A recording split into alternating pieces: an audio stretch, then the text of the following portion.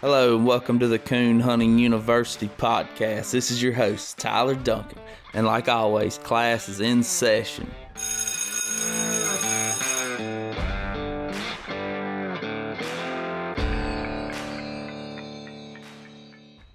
Hey y'all, so Coon Hunting University is brought to you by Superior Light Company, best lights in the business. If you don't believe me, go check them out, nighthunters.com. Use coupon code CHU podcast at checkout and receive almost $20 off Hellcat Max. But that code is good for any Superior light on that website and the battery tester, which works with the Hellcat Max. So go over there and check them out. So today I'm going to be joined by Mr. Alan Bridges. Alan's a lifelong coon hunter. So as you'll hear in the episode, I posted a promo code in for Superior Lights in the CoonNut Conversations group, which you're not supposed to do.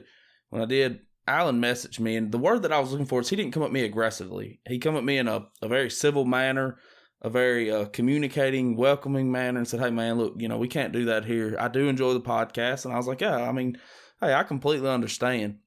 It's your group. That's the rules. I'm sorry. I didn't know I overstepped the boundaries. Hey, I'm perfectly fine with that. So we started talking, and like he said, I noticed that he liked to hunt out of a boat. I liked to hunt out of a boat. So I said, man, dude, I've been thinking about doing this podcast about hunting out of a boat. And it's going to be one podcast where I'm actually going to give some tips and some insight too, because I'm not an expert coon hunter, but I do hunt out of a boat a lot. So this was going to be one episode to where I was going to do that. So kind of the way that we went about it is we had kind of a list of questions as far as the first thing you'll hear me say, well, I had for this one, I had this for this one. So that's kind of why you hear me say that. We kind of had a list of what we thought would be important, top 4 things or whatever. And Alan had some excellent answers. This turned out as a great podcast, and I think everyone will enjoy it. So without further ado, Alan's going to be joining us virtually. Let's go ahead, get him online. Y'all sit back and enjoy.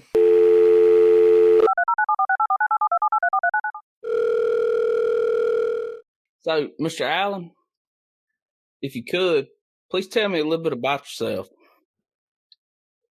Well, my name's Alan Bridges. I live in Lexington, Georgia. It's about 20 miles due east of Athens, home of the University of Georgia and the Georgia by God Bulldogs. We are in northeastern Georgia. The land that we have would be considered Piedmont. But about me, I've been coon hunting since I was about 15. And so I've been hunting about 30 years. And I hunt English dogs. But I've recently, I guess we're going to talk about this today. I've recently started hunting out of a boat. And it is by far my favorite way to hunt. A little more about me. I am the president of the North Georgia Houndsman Association. And we have about 300 members in it. And we sponsor the Peach Classic coon hunt every March. And it's probably the largest UKC hunt in the state of Georgia to date. Well, not to date, but right now. So you're on the Coon Hunting Conversations group, right? Yeah, I'm an admin there. Steve Fielder and I run that thing. It's growing. It's a place where hunters or hound fanciers can go on Facebook and ask questions and get answers, legitimate answers from other houndsmen and women without the claws coming out. We're going to be ladies and gentlemen on that page.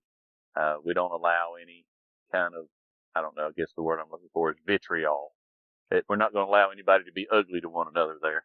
And so it's just a place you can log on and go in and have a conversation about hounds and hunting and find some information and hopefully engage and exchange ideas and share some stories. Yeah, so the reason I kind of asked, they call you the sheriff on there. Why is that? Well, I'm the one that when a Garmin ad pops up, somebody trying to sell a Garmin, they get the axe. I don't warn them. I don't, we don't sell or trade dogs. I'm the one that gets to play the bad cop. And I'm fine with that. It's just, it's pretty easy to get in there. And if you follow the rules, it's really easy to stay. But if you don't follow the rules, you get the ejection seat pretty quick. And that's why they call me the sheriff. Yeah, so don't be on there posting your promo code for Superior Light. So that's how we actually got linked up together. Was Yeah, and so with the podcasts and the any kind of thing that's Hounds and XP, Steve's new podcast, your podcast, Tyler, and there's a couple of other ones, and there's some YouTube channels that we allow on there. They're really more talking about things to do to help other hunters, and we do allow advertisements for coon hunts. For it doesn't matter what registry it is. If you want to post a hunt that's coming up, then we will allow that. It's one of those deals where the first time that you advertise the discount code for the light, you hadn't done anything like that before, and you had advertised this podcast, several times, and within reason, I don't have a problem with reaching out and saying, hey, we just don't do that here. And I really appreciate you putting your podcast on there because I enjoy listening to it, and I'm sure other houndsmen do too. But, for the folks that are out there trying to rip somebody off with a Garmin, they're not going to stay. Yeah, and I completely understand, why you wouldn't want that on there. And look, it's your group. If that's what you want. I enjoy the group just being on it, because I get on there and post stuff, and I like to read some of the conversations. So, I mean, I'm not trying to get kicked off by no means. Oh, no. And that was not my intent when I messaged you. I was just like, let's not do that again. Advertise your podcast. Great. Because people can get, they can get good information from it, but, use your podcast advertisement on the CoonNut Conversations page as a platform to advertise whatever you want to advertise once people get to your podcast. Yes, sir. And I completely understand. I appreciate you. I appreciate the way that you approach that. You didn't come at it, how do I say? You didn't come at me, No, I know what you mean. I wasn't trying to be ugly. Yeah. And I wasn't trying to put you on the defensive. Yep. I was just merely trying to say, hey, we just don't do that here. Yeah. And I completely understand, and I appreciate you reaching out and being professional as you were. But that's how me and Alan came about this, and we started talking. I noticed he liked to hunt out of a boat. I like to hunt out of a boat. There's not really that many people that hunt out of a boat. And I was like, do you want to do this with me? Because this is one podcast that I'm actually going to kind of give my opinion on, because there's not really that many people that do it, but a lot of people are really interested in it. Oh, absolutely. Yeah. I mean, it's really, I've always heard of folks hunting out of a boat, and I never did it until earlier this year. And it quickly became my preferred way to go coon hunting. Yeah. I love it. That's for sure, man. I agree with you 100%. The way that I came about hunting out of a boat was, I'm a farmer in Northeast Georgia, and I'm 45 years old, and I've never joined a hunting club of any kind until last year. The cities are getting bigger. There are more and more people. They're wanting to move out into the communities that, folks like us grew up in. And they don't understand our lifestyle. They think it's all blue sky and fresh air. And they don't like to hear gunshots. They don't like to hear dogs barking at 10 o'clock or 2 o'clock, 10 o'clock at night or 2 o'clock in the morning, and they get upset. And there was a tract of land that I've been hunting for nearly 30 years.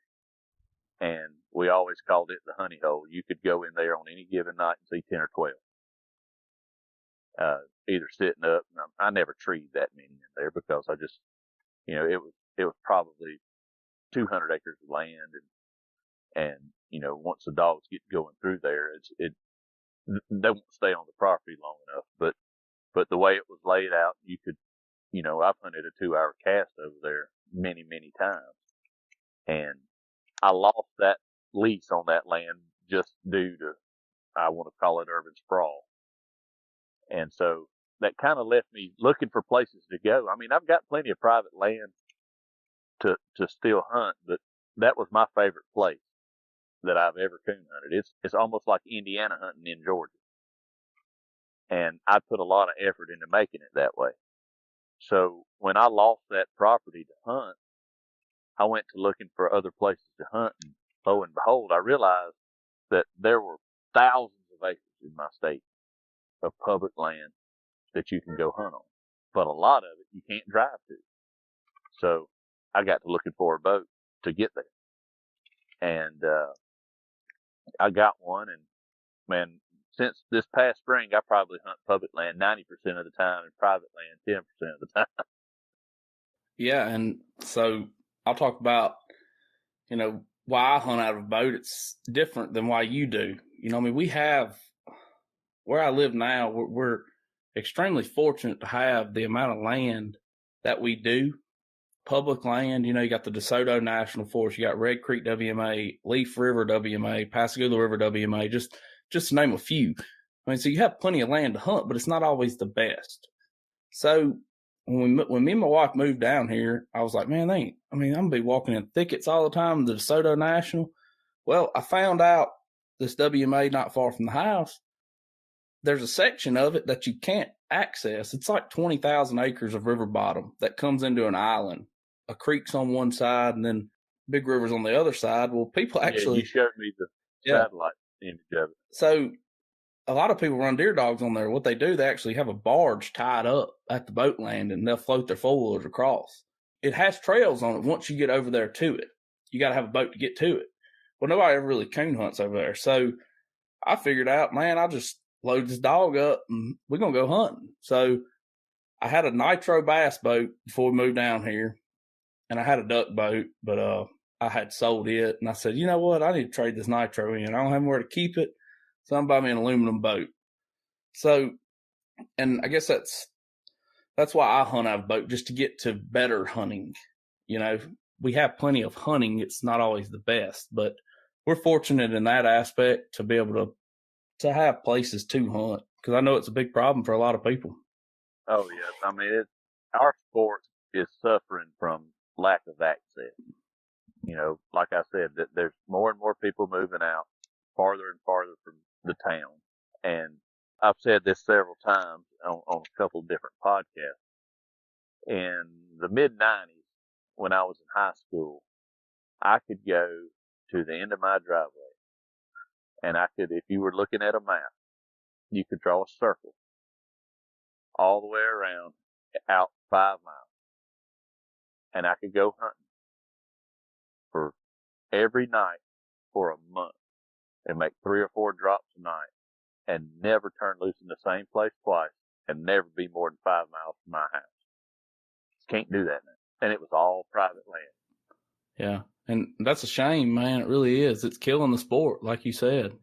This would be a whole other podcast, but as hunters, we've got to be engaged with our politicians. We've got to dictate to them how important it is, how important our lifestyle is to what we do every day and how we live. And we've got to explain to these people, because they don't know. This is what we do. This is our tradition. And in my state, I'm very fortunate to have a Department of Natural Resources that tries to cover all its bases and afford everybody an opportunity. We may not get to hunt exactly when we want to, but there are plenty of places in Georgia that you can still go and hunt most of the year. We can free cast dogs year round, and some public land we can hunt year round. Other WMAs, we have a certain season that we can hunt. I know you said, like in Mississippi, you have to have a special permit to hunt during turkey season on some public land.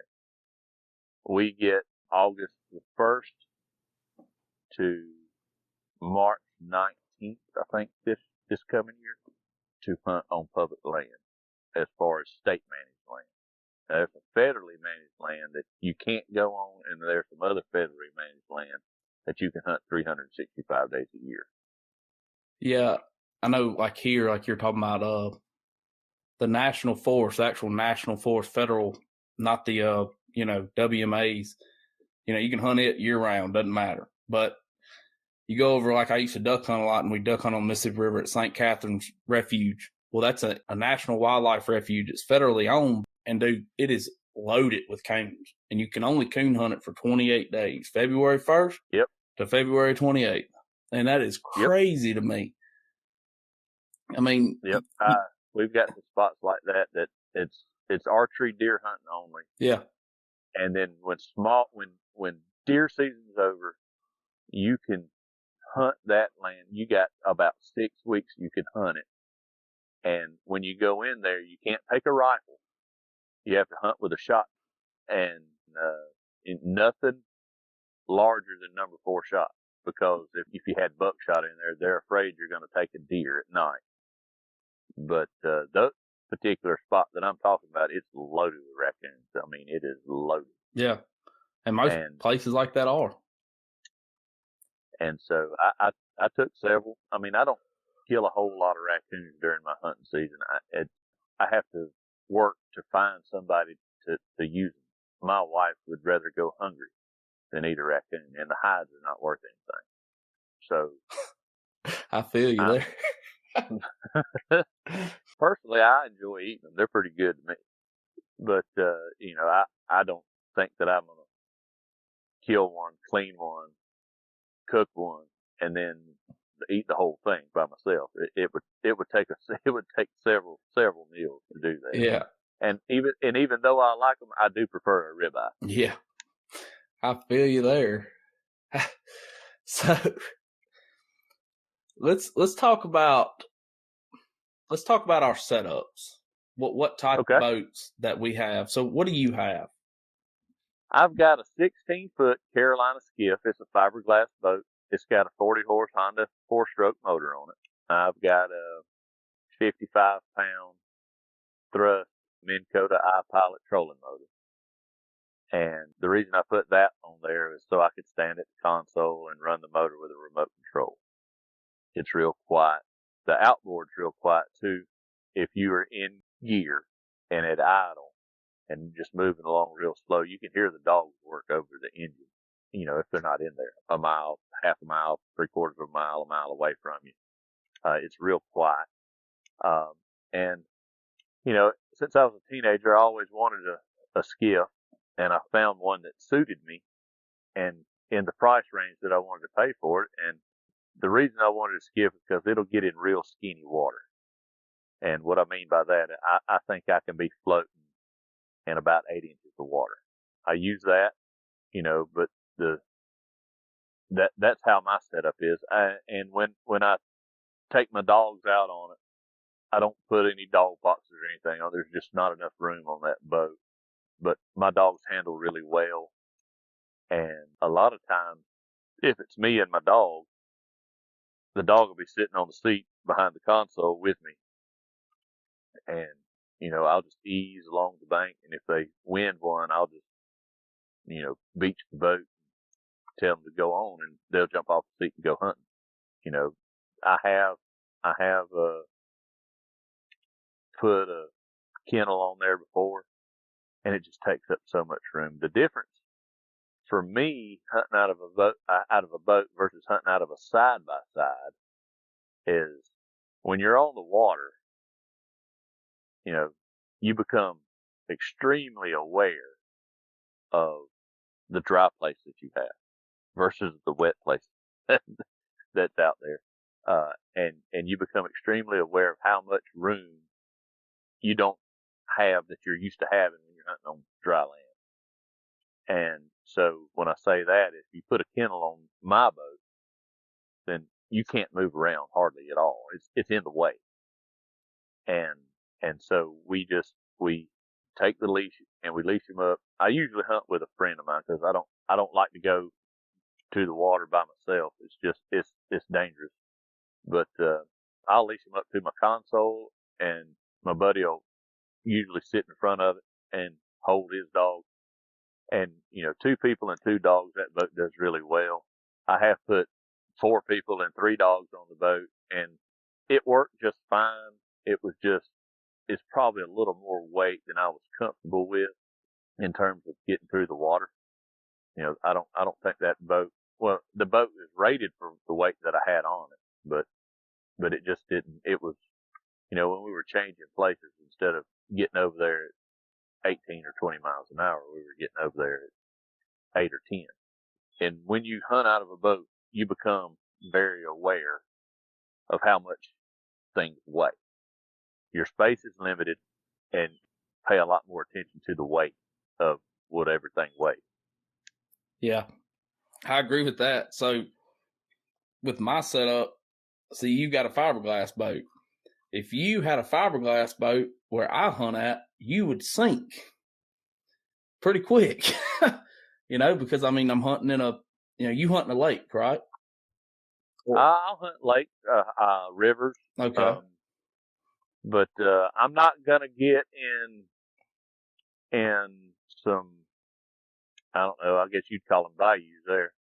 I'm not gonna get in a bayou with a lot of cypress knees. Yeah. And even if I did, with my boat, if you're going slow, yeah, and just easing along, if you bump into a stump, you're gonna not hurt it. Which, and you can knock a hole in an aluminum boat too. I'm not saying that you can't. Yeah. You have to be safe with all of them. So I have a 2016 1648 flat bottom all weld with a Yamaha 25 horsepower 4-stroke. If my wife's listening to this, I need to upgrade to a 40. I got a side console, and I have a 3-inch raised transom in the back. I don't have not like a jack plate. It's actually welded on to be a raised transom, and I got a light bar on the bow. And you were talking about securing your dog. I don't keep a kennel on mine, and this is something that I really struggle with. And we're going to talk about this later about hunting a experienced dog out of a boat versus one that's never did it. You get one that's never done it, and they kind of freak out a little bit. Well, that you're right, they do. Especially where we put in at, a lot of the places that I hunt will have a boat ramp, and they'll have a dock, and it's a floating dock, and they're fine until they get on that floating dock. Then you might as well just pick them up and set them on the boat. Usually, once I get them on the boat, they're fine.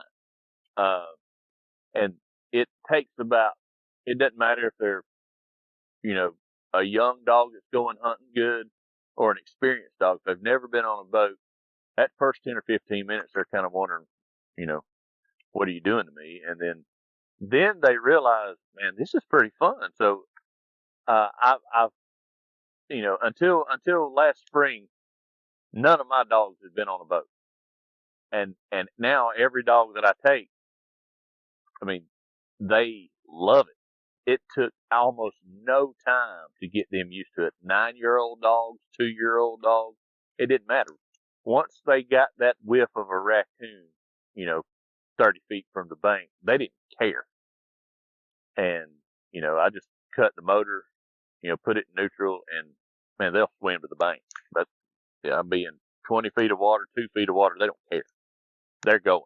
And so the first few times, maybe getting them to walk down the dock that's kind of bouncing and they're not used to that was the biggest obstacle for me. And now, man, they are dragging you to the boat. Even, broke dogs that know how to heel, they want to get on it. Yeah.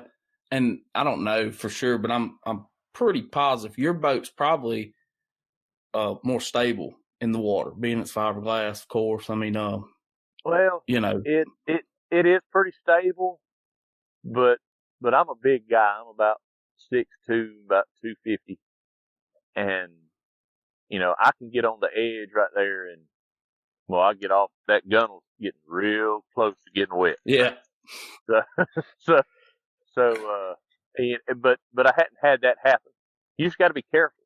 You've got to, safety's got to be the most important thing that you do while you're out there. You can die quick. and quick. Nobody ever find you. That's right. But the way that I secure one, not one that I've been hunting for a while out of boat. The boy that I'm partners with on a couple dogs, he hunts out of boat a lot too, so they get it from both sides. But I welded me some eye bolts, or not welded them, but I drilled them and put a washer behind them in the front, and I got a little chain coming off there. But the reason I don't like to do that is, and I know I shouldn't worry about the dog, but I mean, if something was to happen, that boat flips over, that dog doesn't have a chance. That dog's going to drown. No, that's right. You know, and I struggle with that a lot, you know, because I mean, if that boat flips, I'm not going to be able to get that dog out. You know, I mean, if it can get out itself, if it's not, you know, latched up. I think if you're being really conscious about how you operate that boat, I think that you're going to be fine. If you sink a boat, you know, I say this, and the next time I get out on the water, it'll happen to me. But if you're being really conscious and you know the water that you're on, and granted, things change. I mean, you get a big rain, you get trees washed, you know, all kinds of stuff happens. But if you're being really conscious of what you're doing, I keep a spotlight on my boat. I've got LEDs on the front, but I keep a spotlight on there, and so just so I can shine at night. And you know, coon hunters like to fuss about a full moon. You know, coons don't look, they act different. When I'm on a boat, I love a full moon because you don't have to turn any lights on. You can see where you're going, and you can see a lot of debris or whatever in the water too. But if you're being really careful and paying attention to what you're doing and operating that boat at the appropriate speed, the chances of you sinking that boat are slim. And so even if that does happen, you know, we can't replace you. And we may love that dog, but we can replace a dog. You cannot replace yourself to your family. That is the most important thing, is that we stay safe. And then right behind that is the safety of our dog. Yeah. But if you're responsible and you're paying attention and you're not running that boat just as hard as it'll go right up into that cove, and all of a sudden you go from 20 feet of water to 3 feet of water and hit a stump. Mm-hmm. And, you know, and you're running that boat as hard as it'll go, I feel like that if you just, you know, you're taking your time, that's the main thing. You do not need to get in a hurry. If your dog's treed, he'll be there when you get there. Yeah. And I agree. So, in most places that we're hunting out of these boats, you don't have to worry about highways. Yeah, you're right. There's especially, I know where I hunt, sure. I mean, there's no reason to have to get in a hurry about a dog. No, you know, not at all. Not even for a little bit. And this summer, hunting on some of these lakes that I hunt on, I've been, you know, I said at the beginning of the podcast, I've been hunting for about 30 years. I've never, ever had a dog get snake bit. I had 2 get snake bit this summer on the same tract of land. And I heard it both times they got bit. And fortunately, they were copperheads, and in 3 or 4 days, the dogs were fine. Yeah. See, I don't even hunt. Where I hunt out of a boat, I don't even hunt during the summer. And we talked about this because 25% of Mississippi's alligator population is where I coon hunt out of boat at. So, and dogs get eat up during the winter too, in the big oxbows and everything. And they get eat up, you know, sad to say, but it's got to be down in the 20s for alligators to be really, really lazy. Yeah, you're right. And so, yeah, I got friends in south of me that get them caught every year. Yep. I'm fortunate. Do not have alligators where I hunt. Yeah. And you are. And so, but I got plenty of snakes. Yeah. And so sometimes I'd almost rather see an alligator than I had a snake. Yeah. There's 3 kinds of snakes. There's dead snakes, live snakes, and rubber snakes. And if you try to put any of the 3 on me, we got a problem. I hear you. So, to you, what would be the first thing? So, let me back up. This guy, you know, he's listening to this podcast. He says, man, you know, that sounds awesome. I want to get into hunting out of a boat. I got a good spot over here. I think I can really really tree some coons, the first most important thing that guy can get, in your opinion? What he can get, or what he can, the first thing that person needs. Well, that person needs to have some experience in a boat, whether he or she has experience driving a boat or riding in a boat. They need to not, never have been in a boat before. And I'll say this: being in a boat in the daytime and being in a boat at nighttime are two totally different things. The first thing they need to do is go with somebody that knows what they're doing, that has done it before. I would never recommend somebody, oh, well, this sounds pretty cool.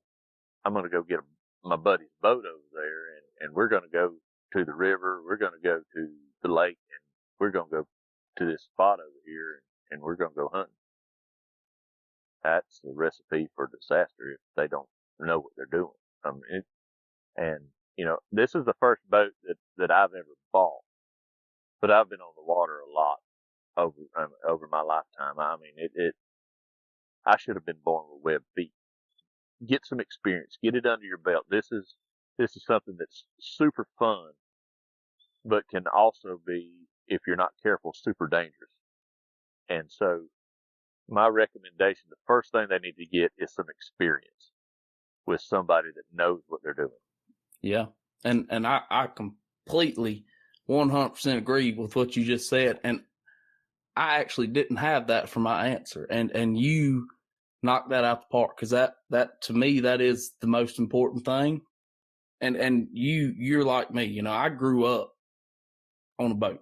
Can't tell you how many times I've been running trout lines on the river at night. I just grew up, on a boat. I've owned multiple boats. My family's always owned boats. I've always driven boats, but I don't get complacent. Even though I'm 27, I've probably been on a boat for 20 years since I was 7. I don't get complacent, You can't, you'll wake up dead. You will. Wake up dead. That's right. So what I put, I thought the most important thing would be for the person to have a reliable boat. Well, that would come in a close second, but experience is going to be key. And I agree with you. That is the most important thing. And that was me thinking from my perspective, from already having experience. What was the first thing that I would need would be a reliable boat, but yeah, you're right. For a guy that had never did it, he really, and like you said, running a river at night or running a lake at night is a lot different. It's like casting a fishing pole at night. I don't know how many people's ever tried to do that, but it is not the same at all. It is not the same. I mean, it is completely different, and especially if you don't want to turn the light on. In Georgia, we have an alligator season too, but it's a quote, it's a lottery, so it'll take you about 5 years to draw a tag. And so, being on the lake at night coon hunting, we got some south of me. We got some really big rivers.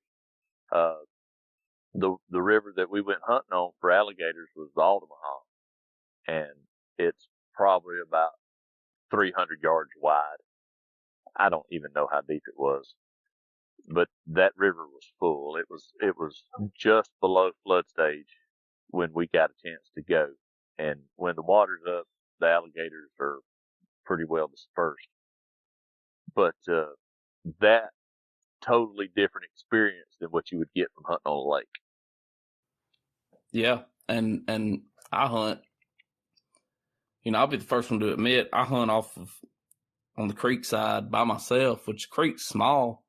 It's kind of shallow in some places, so you got to be on plane. That's your biggest worry is getting hung up. But I know last year me and my dog went by ourselves, went down to the river, and that river is big. I mean, it's not a small river. And I got out on it and I was running on plane. I wasn't running wide open, but I was up on plane. It's a deep river. I'm running and we're headed back to the landing and I hit something. Well, I never slacked up. I said, well, if she's going to sink at the dock, at the boat launch. I know if I stay on plane that I'm not going to take on water. If I did knock a hole in it, And you don't have to run wide open to be on plane. I don't know if people don't realize that. You can just hammer down on it, then let back when you get, So, and a big thing about getting your boat up on plane is you'll learn too, if for the folks that don't know, is weight yep, distribution in your boat. You can't have everybody sitting on the bow no, to get your boat up on plane. I don't care how big your motor is. So weight distribution, total weight, and knowing what your boat can handle. I mean, and that all goes back to experience. yeah, But yeah, you get it up on plane, you run a lot less risk of something bad happening. But you don't have to run 70 miles an hour to be on plane. No. My boat will plane out at about 12. Yeah, and I want to let that be known right now. That you don't have to be running wide open. So, what would be? Let's say this guy's got experience. He's been hunting with his buddy. He's got a reliable boat. Or what's the next thing that this person should get? You're going to laugh when I say this, Tyler, but the next thing you need to remember when you get ready to go hunting out of a boat is to put the plug in. And it may sound funny and it may sound like I'm being jovial about it, but I'm not. I actually put my boat in one night and forgot to put the plug in. And so unfortunately it was still on the trailer. So I mean that could ruin your night real fast. So I always remember to put the plug in the boat. Yeah, I'll tell you, it happens to everybody. If it hadn't happened to you, you hadn't been using the boat long enough. That's right. I mean, I've done it. I've launched a boat with the plug out of it, and launching a boat with the strap still hooked to it. Or try to do something. You get in a rush, things happen, man. But that's the kind of stuff people need to look out for. So if you get in a hurry, it's going to cost you money. Yeah. And another thing is, if you are not a boat mechanic and you own a boat, you soon will be a boat mechanic. Yeah, you most certainly will. So my second thing, or my next thing, would be to have a high quality life jacket. And absolutely, yeah, and one that's when I say high quality, I mean something that's going to keep your head above water if you become incapacitated. That's right. Yeah, a lot of these life jackets that you see in the stores and all, they're not made for that. They're no, they're going to float you face down. You need one that's gonna, when you hit the water, if you are unconscious, you need one that's gonna roll you over on your back. Yep. And keep you floating. Yeah. And keep you above water. Yeah. I know maybe you heard in the Ryland Creek episode, I was telling him about how I wear the one with the personal locator in it. Yeah. And when I heard that, I was like, I probably ought to get one of those. Yeah. I mean, and God forbid something ever did happen, but if it was to happen, I think at least my family would be able to at least find my body. That's the way I look at it. Well, even if you're on a big body of water and your life jacket did what it was supposed to and kept you face up, and you have a much better chance of being recovered alive. Yeah, you're right. And so, but you don't even have to go that far, especially if you're hunting at night. I would say, they make water activated lights, strobe lights. Just something because an EPIRB, those are, they're not real expensive, but they're kind of pricey. If somebody just want a water activated strobe light, hook onto your vest, or, and this is the offshore coming out in me, a whistle on your vest, because all of our life jackets out there have to have a whistle attached to them, but that's to signal, if something does happen. But yeah, I just, and I know you like to go, or I don't want to say like to go, but I know you go by yourself on a regular basis. Another thing is take a buddy. Yeah. I've got folks that do not hunt with hounds, but they like to go. And you tell them, say, hey man, I'm fixing to go to the lake tonight, and you've got them hooked right there. Well, what are we going to do at the lake? Well, we're going to go coon hunting. You go coon hunting at the lake? On a boat. Man, that'll be fun. Okay, so you got a buddy. And so, if you can, take someone with you. That could be a big difference in safety, parts. Yeah. But yeah, experience a reliable boat. Don't forget to put the plug in the boat. Yeah. And it sounds funny. Yeah, you're right. But quality life jacket. And if you can, take a buddy with you. It will change the way you think about hunting with hounds. Yeah. So next on the list, I had for my third thing was kind of what you touched on as far as bringing a buddy with you, but mine was because I hunt alone. I know I shouldn't. I don't hate the fact that I do because I love to do it, but I do hunt alone. I'm whatever. If you judge me for doing that, I mean, I'm sorry. Kind of the way that I look at it, I'm safe about it. Whatever, I try to take all the precautions that I can. I do bring people with me when I can, but the third thing to me is to let someone know where you're going and don't think that they're able to just track your cell phone because they can't track it if it doesn't have service, right? So that's right. I can't stress that enough is text someone if possible and let them know exactly where you're going to put in at, where you're going to be hunting at. I've said this before. If I told my wife, hey, I'm going down here, if I just told her, hey, I'm going down here to coon hunt, wherever, she ain't going to know. But if she has that text message to be able to reference back to and say, look, this is where he told me he was at. He's not here. Yep. He hadn't come home. So yeah, that's what I do with my wife. Well, where are you going tonight? And I'll tell her the location that I'm going to. She has no idea where that is. Yep.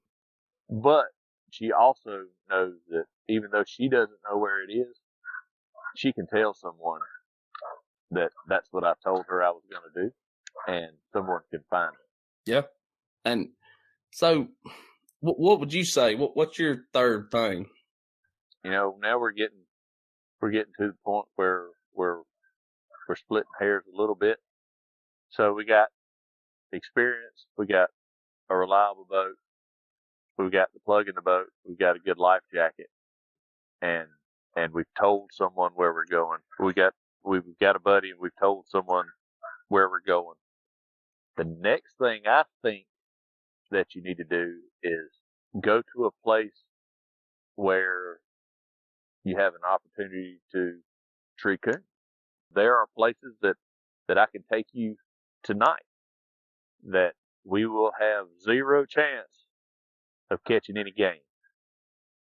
And there are places that I can take you and we might get 3 or 4. You need to know where you want to go. And you need to know, once you get off of the water, you need to know the land area that you're hunting. And so all of this is going to boil back down to what I said to begin with, is experience. On the weekend, take your girlfriend, take your buddy, take your wife, and just ride around on the water in the daytime and say, that spot over there, that looks like a place I need to go look at. And then you pull up to the bank and you walk through it. I mean, coon hunting is like any other hunting sport. You're not successful just by, all right, this is what I'm going to do. And you just go do it. And you just show up to a spot and you cast a dog. If you want to kill a big buck, you go scout it out, find him. Same thing with coon hunting. If you want to have success at treeing coons, you go find a spot that has 3 things: food, shelter, water. We're hunting out of a boat, so obviously we're going to have water. We need to be hunting in a spot that's not a desert, that doesn't have anything for the game to eat. But probably, I think, this might be getting a little bit off topic, but I think one of the most important things that we as coon hunters overlook is shelter for the animals. Den trees. They have nowhere to den. They're not going to stay there. I don't care how much food's there. They will travel a long way to eat food. That area will not hold game in terms of raccoon. I've never thought about that, but yeah, it's just, I guess, just like anything else. If you got a deer, if you got a wide open river bottom swamp, they ain't nowhere for that deer to bed. It probably ain't it might come in there to eat the acorns. Yep. But he's going to go back somewhere else to bed. Yeah, to a cutover to bed. Yep. And so I never thought about that. That's good. I've never thought about that. Yeah, it's I'd say denning areas for raccoons is probably as important as water. Well, I don't know if you listened to the one with the Ryland Creek guy, Mr. Joseph. Oh yeah, I listened to him. How he was talking about his dad was actually one of them that put forth to have the den trees for coons marked as second use trees. That's right. And I thought that was really cool. And he actually talked about that in his book too, or one of his books. What kind of gear do you bring with you? I don't know if you saw the other night about the first aid kit with my dog and all. I was just wondering, what do you bring with you on the boat? What do I bring? We're pretty, to be honest, I need to put a first aid kit together for me and my dog. But, I'm usually about 45 minutes from home. And so normally what I take with me is what I would normally take on a night that I hunted here on my farm. Whatever I'm going to be wearing, my light and tracking system, my dog. Usually when something bad happens, it's a freak kind of thing. And I probably should be better prepared. The pro sport thing that's come out, they got a guy with them that's got first aid kit for people, first aid kit for dogs, and all the way down to water and baby powder in case somebody gets scalded. And that actually, I've always hunted so close to home that I never even thought about doing stuff like that. But the older I get, the more I think about it, and I'll be putting a first aid kit together, But as far as what I would put in it right now, that's a question that I'm probably not ready to answer. So I pack. I'll probably go overboard with this. I pack a lot when I'm in a boat, especially. I bring enough stuff to where if my boat broke down, I had to stay that night. I don't bring like a tent and everything, but I got like a little survival blanket and all that in my bag. That way, if I had to stay there overnight, I would be okay to stay there till somebody could come and get me. Because I don't expect them to come get me that night. If my boat was to break down, I'm always thinking probably daylight when they come. You having said that would lead me to say, make sure you have a trolling motor. Yeah. And make sure you have a battery charger. You got to charge the battery before you go to the water. It may take you 2 hours to get back to the boat landing, traveling at 2 miles an hour, but you can get back. Yeah. And even if you can't get back to the boat landing, you can get to land. And, regardless of anything else, if you could probably build a fire to keep warm. Yeah. And I got if enough. You can get to land. Yeah. And I got like a fire starting kit. I have that, because I can't rub two sticks together and make a fire. I just. Oh no, me either. And I do have a trolling motor on my boat, and I'll be honest, I'm bad about not, because I got the quick detach Minn Kota, which I don't have an eye pilot or nothing. Got a 45 thrust, 12 volt, but I'm bad about not putting it on there during coon hunting season. When I'm not fishing, I'll just take it off. But like you said, I leave mine on there year round. Yeah. And that is one of the precautions I do take is, if my motor does mess up, I've got a way to get back to the boat launch. Yeah. And it may not be pretty, and it may take me a long time to get back, but I can probably get back if I have a charged battery and a trolling motor. Yeah. Well, if it comes down to that, I'm about to pull the battery. I've got 2 batteries. I'm about to pull the other one off too, if it takes me getting back. And one other thing beyond that, make sure you got a boat paddle. Yeah. A couple of them. And a good one. CoonNut University is brought to you by Superior Light Company. Use coupon code CHU podcast at checkout at nighthunters.com. If you're in the market for a new light, do not overlook Superior. They make the best light in the business. The Hellcat Max Flat Dark Earth Edition is awesome. Comes standard with the new and improved high-intensity green laser. Comes standard with the newest design and dual walking light modules, offering the brightest walking lights currently available on the market, bar none. And it comes with your choice of red or true amber or double red color module technology. The Hellcat Max new module design reduces weight without sacrificing burn time or brightness, resulting in an overall weight of just 20 to 24 ounces, depending on your cap selection. The Hellcat Max offers the newest battery technology, which allows for 5 hours of continuous main beam burn time on the highest setting and over 10 hours of highest auxiliary light settings. All controls can be found on one easy 9-position click switch, and all Superior lights come with a 2-year warranty, are made right here in the USA. So check out Superior Lights. Use coupon code CHU podcast at checkout at nighthunters.com. Thank you to Mr. Jamie, Mr. Sam at Superior Lights for supporting CoonNut University podcast and making this podcast possible. So I ask all the listeners, if you could, please go over there and support Superior Lights. Use the exclusive discount code that is only available to CoonNut University podcast listeners, CHU podcast. Superior, step up to the max. Now back to the show. Yes, and make sure it floats when you drop it, because you probably will drop it.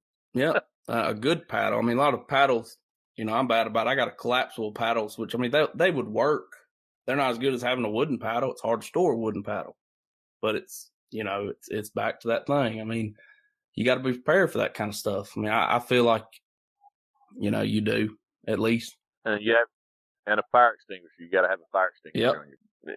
Yep, my state requires a fire extinguisher on the boat. It sounds counterintuitive, but if you're out in 100 feet of water, a half a mile from the bank, and your boat catches on fire, you are in trouble. Yep, you are. If you can't put it out. Yeah. If you can put the fire out, you may not have a motor left, but you're floating.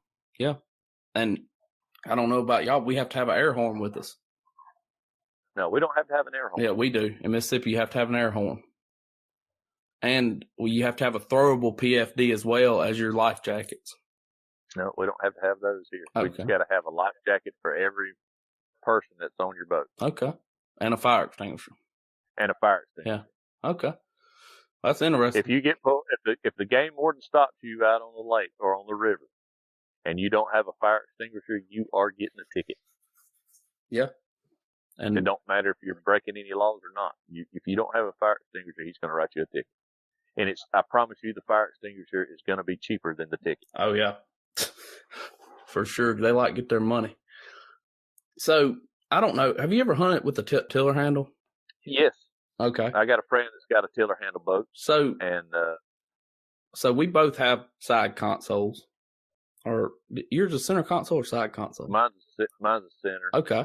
Well, I have a side console, so we'll be able to draw a contrast there. Let's talk about, because I've hunted with people out with a tiller, and I've drove a tiller my whole life. But let's talk about the differences. What do you think the pros and cons of each are?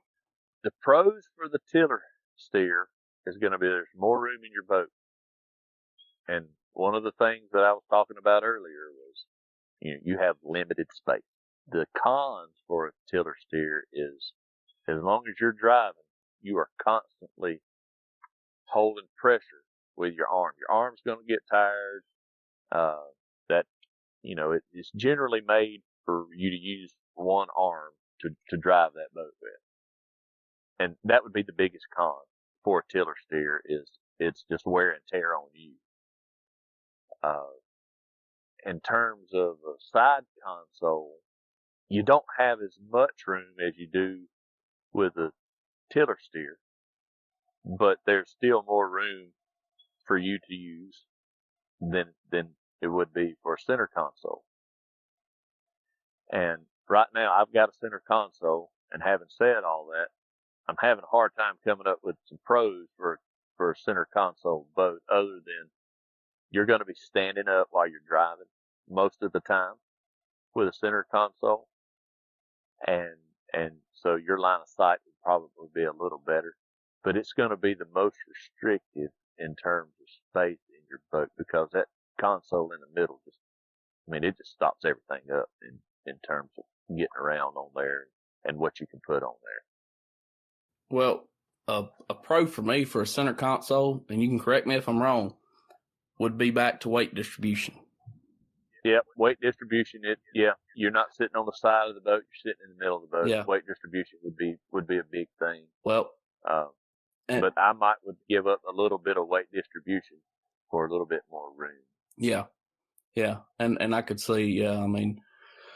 So what I had was for a tiller, and I know your buddy, he has a mud buddy, so you can stand up and drive that. Yes, you can. So, but I was thinking more of as far as like if you had a 25 horsepower tiller 4-stroke, you can't stand up and drive it. I actually stand up and drive my side console. I'll just get it on plane, just stand up and drive. I mean, but that was my big con to a tiller. But you can maneuver that tiller handle a lot quicker. And you can get in a lot. You can just depending on what kind of motor you have on there. I bragged on mine about being able to get in skinny water. My buddy with that. My buddy with the Mud Buddy motor, man. He can get in there real shallow. I'm talking about ankle deep kind of stuff. The con to that kind of motor is it will wake the dead. Yeah, I agree with that, man. It is. Like I said, I had one. I just, they're bad, but they're good for what you talked about. I mean, they're good for shallow water. They're not good for sand though. I ran mine in sand, and my prop shrunk about half the size. It sharpened it and shrunk it. But yeah, so that was good because that was good. Those some good pros and cons. I'm glad you've been able to hunt out all of them.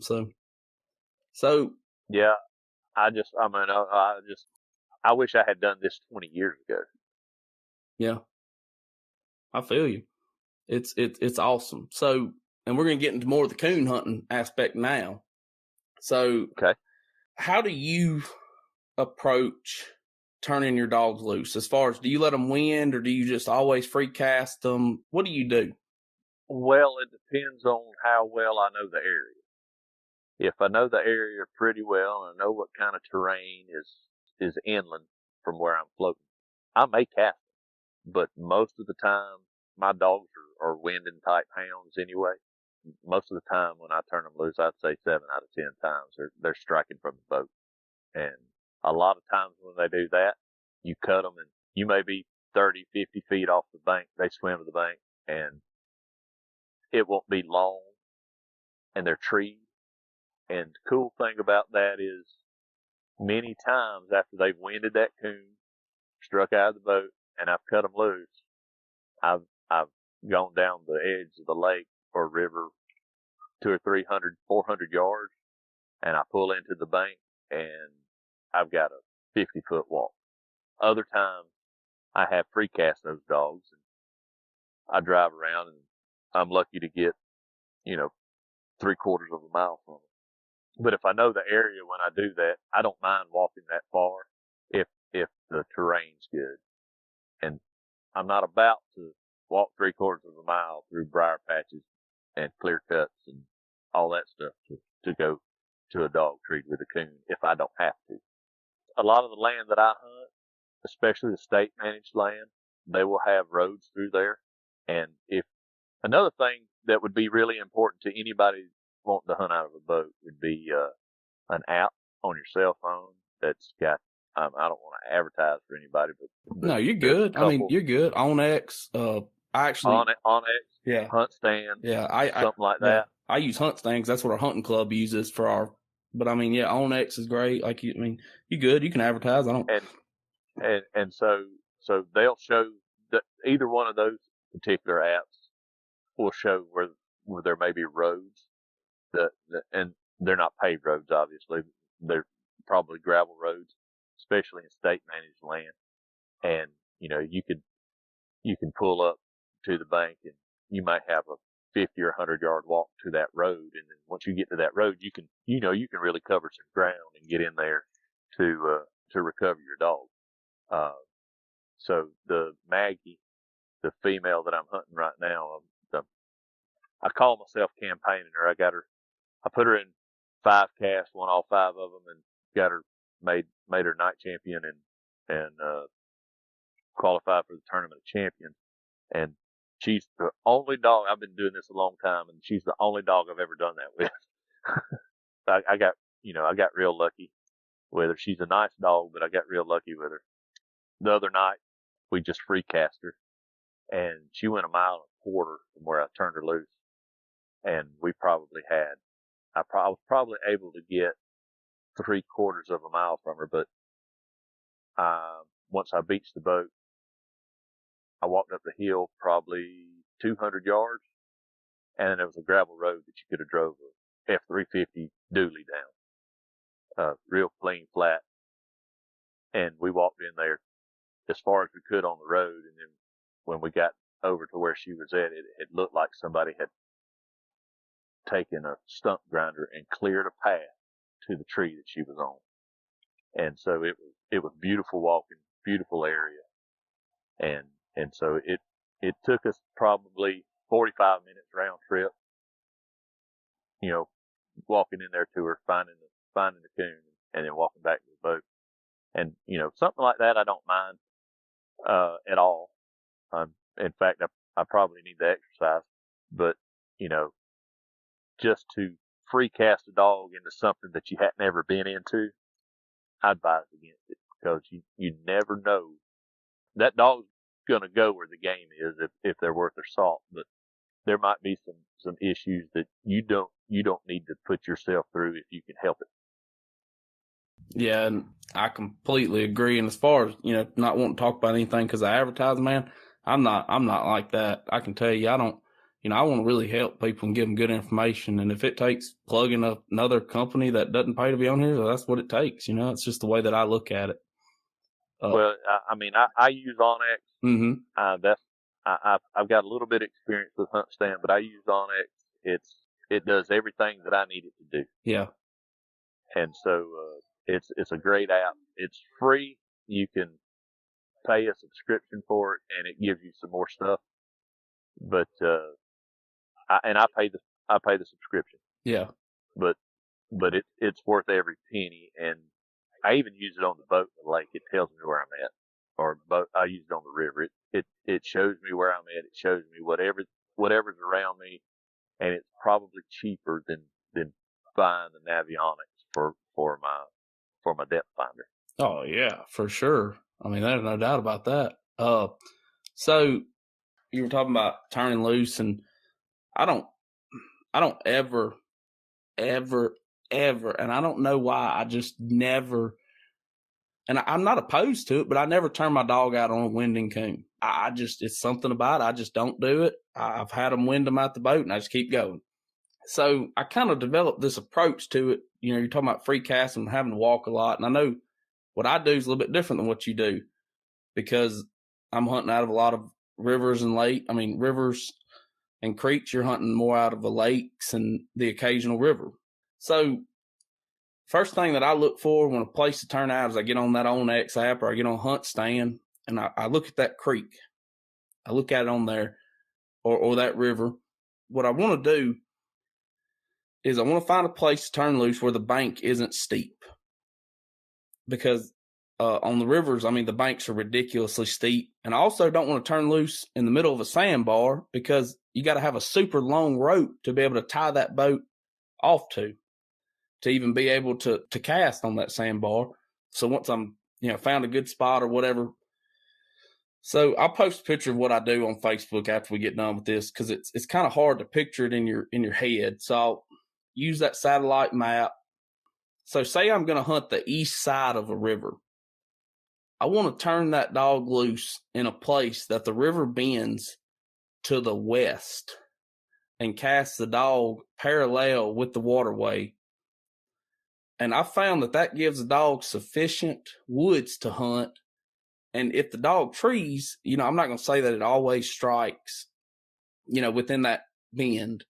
But a lot of times I found that that'll minimize the amount that you have to walk, as opposed to just sending that dog perpendicular to the waterway, just cast them straight in there. Because, I've had, like you said, I've had them had to walk, especially if you're hunting the east side of the river and you cast the dog where the river bends to the east, you don't realize how much land's in between one of those bends, and you could just pull around to the other side if you're hunting, if you cast it on the west bend. It's hard to picture in your head, but yeah, I get it. Yeah. I always try to cast them with yeah. I try to hunt that dog in the direction that I want to go. Yeah. And the other night, a particular place, I tried to do that, and they spun around and went exactly the wrong direction. And these dogs handle pretty good, but my friend's dog actually, she came back like she was supposed to, and my dog, she's really tight on the ground. The one I was hunting the other night, and evidently she had lined the track out, and I was trying to tone her to get her to come back, and she was gone. And as soon as I hit the tone button on her, she located the tree. She had made it about 100 yards from the boundary of the public land, and she was getting close to being on some private land. And so I was a little bit worried, a little bit upset about that, about having to, get on property that I wasn't supposed to be on. But fortunately, she got that coon treed, and we didn't have very much choice of where we had to tie up. And when I got out of the boat, I couldn't walk straight up the hill to get to where she was going. I had to walk around the edge. It was so steep where I had to beach the boat. You couldn't pull yourself up the hill. I mean, it wasn't straight up, but you couldn't walk up it. And so I had to walk around that hill. Fortunately, there was a little game trail, but I was still having to hold on to the little saplings to keep from falling in the water. And once I got around that hill, it was pretty good, but you got, I try to get them to go in the direction that I want them to go on the edge. And if they turn off, that's okay. But I never like them when I'm hunting public land to go behind me, because generally where I turn loose, if they go behind me, it could be trouble. There's so many things to consider before, and I hope this kind of opens people's eyes to it, because it's the smallest little details that can make a difference in whether that hunt was fun or whether that hunt was terrible, I mean, yeah, well, whether that hunt was fun or whether that hunt was dangerous. Dangerous, yeah, that not terrible, dangerous. That's a great word for it. Because I mean, they're all fun to me, I mean. Oh yeah, I'd rather be out hunting than to have watching TV at home, whether I tree a coon or not. Yeah, I agree. But yeah, I love hunting out of a boat. It's my favorite way to do it now, and I'm kicking myself for not doing it 20 years ago. Yeah. So, have you ever took a cast out of a boat? No. Okay. And it's probably a selfish reason why. Yeah. When I hunt out of a boat, it's public property, and I've gone through the headache and the trouble of finding the spot. And if I take a cast to those spots with GPS today, the next time you get over there, get ready to go to your favorite spot, the people that you took over are liable to be there. And so, of course, they have as much right to be there as you do. And you can't get upset about that. But they'll never be there if you don't tell them where it is. So the reason that is the main reason why I haven't taken them out of the boat. The number two reason is there's not enough room in my boat to do it. Yeah. I did it one time, and it was a 3-dog cast. And you would probably need a pontoon to do that. Yeah. Effectively. Yeah. Well, and where I was going, I don't really have to run down the creek. I can just go straight across and start hunting. So That's pretty much what I did. I just put, I didn't even get up on plane. I probably couldn't have got on plane.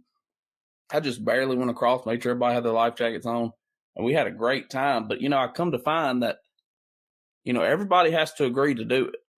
Correct me if I'm wrong, in the UKC cast, everyone has to agree that, yes, we will hunt out of that boat, right? I think that's how it goes. I can't answer that question. I don't know. But generally speaking, the guide is the guide. And I guess if somebody didn't want to go on the boat, then I guess that definitely would throw a wrench in the thing. Yeah. But I can't answer that. I'm usually pretty sharp on the UKC rules, but that threw me a curveball there. Yeah. Well, I just know some people aren't going to hunt out of a boat. They're scared to death of water, and I completely understand. Hey. Well, they're in the wrong sport if they're scared of water. I know, but And maybe it's not necessarily the water; it's just being with a strange person on a boat. Yeah, but I can agree to that. Yeah, maybe it's just a trust thing, and I understand. I guess if if you're the guide and you say, hey, we're going over here to the river and there's a big island out there, 20,000 acres of ground, we got to get on a boat and go across. And the guy says, I ain't getting on that boat. I don't know what you do. I guess you don't. Yeah, I don't know either, and everybody agreed to it. I bring my boat to UKC Cast to go to just in case. Not PKC because it's only an hour. We'll just go hunt somewhere. So me and Alan kind of thought it'd be cool if we threw this in there. Trevor, Wade, and Alan Gingrich both listen to this podcast. So we're going to question y'all on this. Give us a rule interpretation. Does the whole cast have to agree to go where a guide goes in this instance, such as hunting out of a boat? Alan and Trevor say they listen to this. This is their test. Now, back to the show. Well, so there's a big difference in our geography, Tyler. Yeah. When I'm hunting, around my farm and probably within, I've got to make a point to go to water. I've got to make a deliberate decision to go to water, because most of the hunting that we have around here, if you have waders on, you probably got overkill. You can probably do it in a pair of bean boots. Most of the creeks that we hunt might be ankle deep, and they're probably wide enough that you can just step over. If my hunting club, it's got a place in it called, it's the water that runs through it's called the Little River, but it is a glorified creek that in deep spots it's about 3 feet deep. Most places it's about ankle to half calf. My elevation normally is about 650 feet above sea level. So we do not have big water where I'm at unless we wind up in a swamp. And that's just a low place. Yeah. We don't hunt bayous. We don't have bayous here. Yeah. We don't have cypress trees here. Yeah. Yeah, it's different, everywhere, I guess. I don't guess y'all have oxbows either. I guess the closest, sure enough, big river to me, and when I say big river, one that you can navigate with a boat, is probably 12 miles from my house, and it will have a few oxbows on it, but they're not going to be big. Yeah. We don't have any big oxbow lakes or anything like that. When I say the oxbow may be 2 acres of water. Yeah. Yeah. It's not big. I mean, we do not have big water here unless we are in an Army Corps of Engineer impoundment. Yeah. And now those are big. I looked at them on the satellite. Those are huge. So did we miss anything, man? I think we shined this tree pretty good. We did.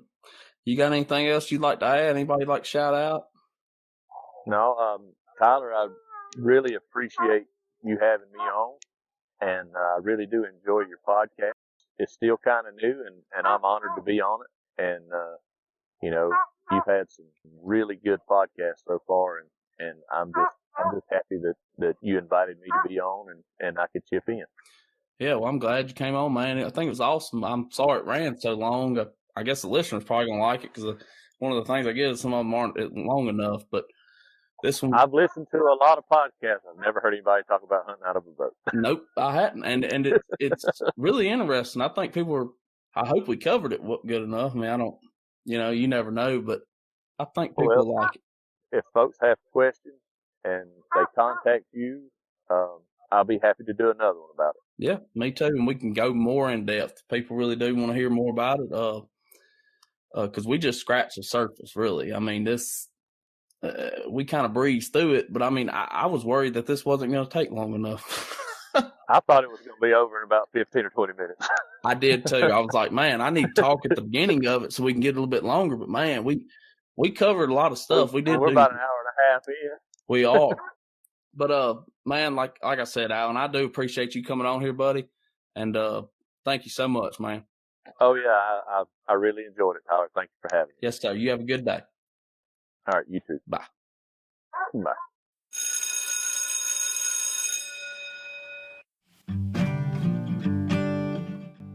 I really hope y'all enjoyed that interview as much as I did.